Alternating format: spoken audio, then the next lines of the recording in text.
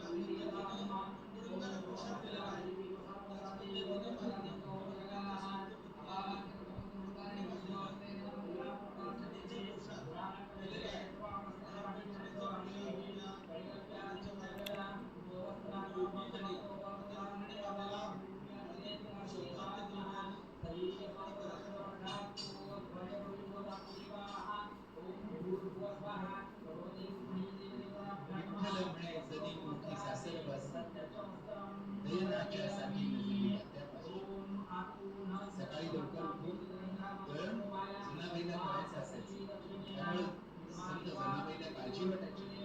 दुसरीकडे झोपलं तर जाग येणार नाही म्हणून ती जाग्याजवळच झोपायची. पण विठ्ठल पहाटेच जनाई उठण्याआधी तिचं दळण दळून टाकायचं, तिची वेणी घालून तिला न्यायला घालायचं आणि तिची सगळी कामं करायची.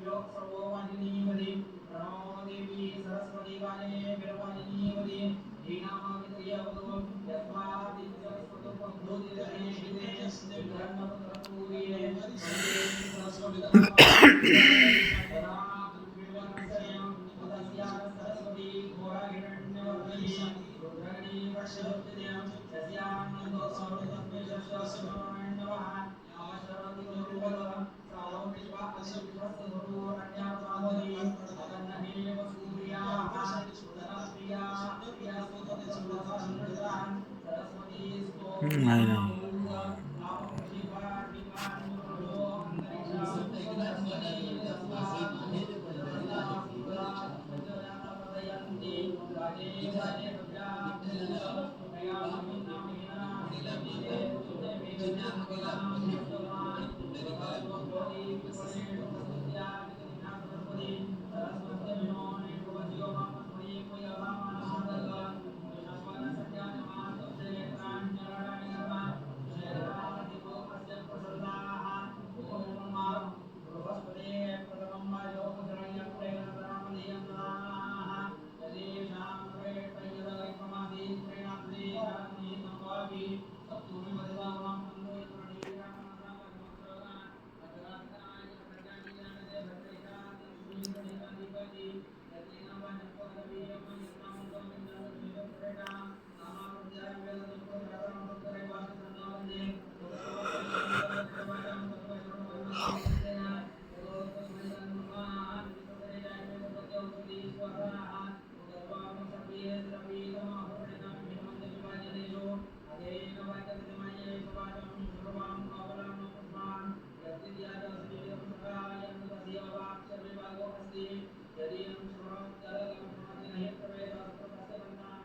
रूप पाहत आलोचनी सुख झाले वो साजन.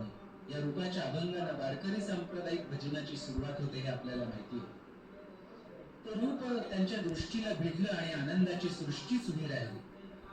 संत ज्ञानेश्वर महाराज म्हणतात, माझ्या जीवीची आवडी पंढरपुरा नेन गुढी, पांडुरंगी मन रंगले गोविंदाचे गुढी वेधले. विठ्ठलाला मी आलिंगन दिलं आणि त्यानं मला आपल्यासारखंच करून टाकलं. हो, त्या उन्मन रूपी परमात्म्याच्या रूपात माझं मनही उन्मन होऊन गेलं. त्यानं मला स्वरूप केलं, माझं मन पांडुरंगी रंगिलं, गोविंदाचे गुणी वेधिले. म्हणजे जागृती, स्वप्न आणि सुषुप्ती याची आठवणही मला उरली नाही. ज्ञानदेवाने विठ्ठलाला माऊली रूपामध्ये पाहिलं आणि पंढरीला माहेर म्हणून संबोधलं. जाईन गे माये तया पंढरपुरा असं ते म्हणाले. विठ्ठल नामाचा गजर करत ते पंढरपूरला आले आणि आनंदानं अवघाची संसार सुखाच्या करण्याचा आत्मविश्वास त्यांनी वारकऱ्यांच्या मनामध्ये निर्माण केला. ज्ञानदेवांच्या भावविश्वाचा विठ्ठल सगुण आहे आणि निर्गुणही आहे.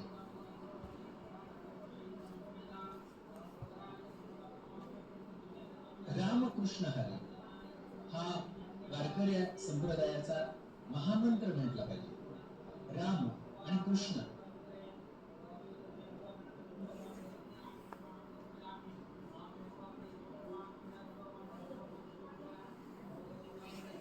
कंकणे हाती विराजत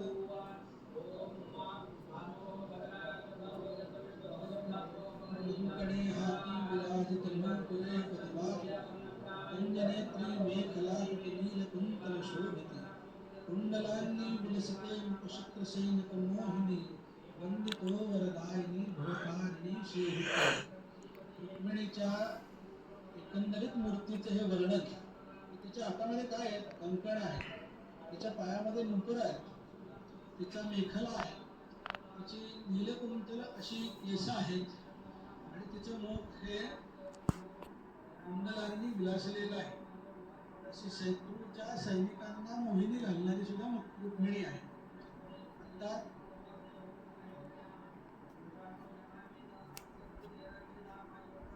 रुक्मिणी मातेच्या साडी नेसवण्याचा कार्यक्रम पूर्ण होत असतानाच या पुजारी आई रुक्मिणी मातेच्या कपाळाला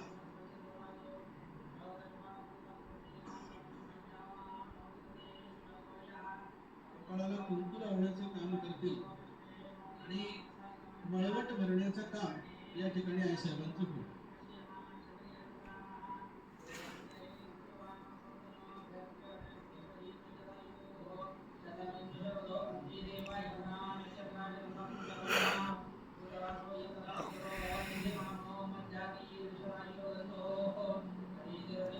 पांडुरंग पांडुरंग.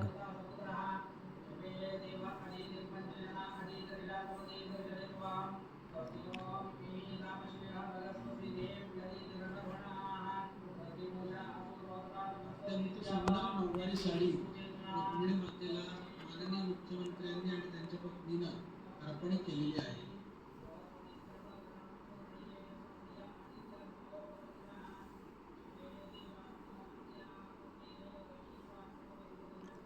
संत श्रेष्ठ ज्ञानदेवांनी भक्ती मंदिराचा पाया घातला आणि पंढरीपासून पंजाब पर्यंत विठ्ठल भक्तीचा ध्वज अभिमानानं मिरवत नामदेवरायांनी या मंदिराचा कळस चढवला, विस्तार केला. साडी परिधान केल्यानंतर ज्या पद्धतीने पांडुरंगाच्या मुखाचं तेलमार्जन केलं जातं, सुगंधी तेल लावलं जातं, त्याच पद्धतीने रुक्मिणी मातेच्या कपाळाला, मुखाला तेल लावण्याचं काम केलं जातं. कुठलंही कुंकू परिधान करण्यापूर्वी मेण लावलं जायचं पूर्वीच्या काळात. आता चंदनाच्या टिळा लावून रुक्मिणी मातेचा हा मळवट भरला जात आहे. अतिशय सुंदर प्रकारे ही जगदंबा जगन्नाथ रुक्मिणी मातेचा हा मळवट भरला जातो आणि हा मळवट भरल्यानंतर ही रुक्मिणी माता श्रीकृष्णाला जशी प्रिय होती तशी आपल्या सर्वांना दिसली.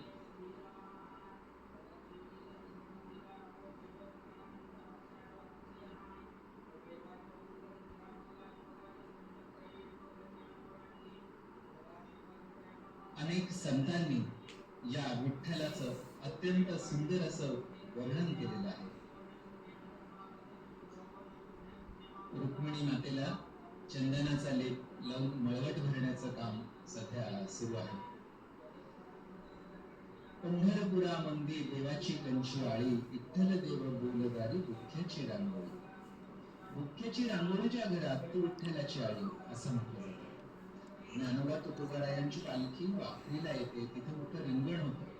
हे रिंगण म्हणजे संत आणि विठ्ठल यांच्यातील प्रेम भावाच्या व्यापक परिहाचं दर्शन. अत्यंत सुंदर असा मळवट रुक्मिणी मातेला भरवला जातोय. ज्ञानोबाराय, तुकोबाराय हे ज्ञानाचे कंदील आहेत असंही एका लोकगीतामध्ये आहे. वाखरीच्या हिरीवरी जोड कंदील झळकती, ज्ञानोबा तुकोबा साधू रिंगण खेळत. ज्या पद्धतीने पांडुरंगाला सर्व भक्त आहेत, त्याच पद्धतीने रुक्मिणी मातेचेही काही भक्त आहेत. त्याच्यामध्ये परिसा भागवत हे नाव अग्रभागी येतं. त्यांनी रुक्मिणी मातेचं अनेक प्रकाराने वर्णन केलेलं आहे.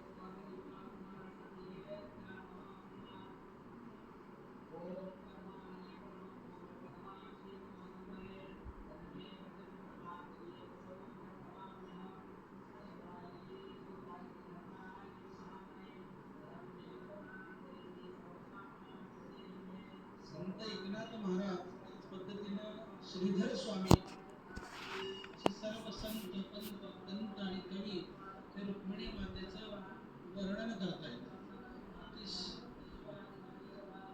अतिशय सुंदर पद्धतीनं मळवटावरती देवाला प्रिय असणारं तुळशीचं पान रुक्मिणीच्या कपाळाला लावलेलं आहे.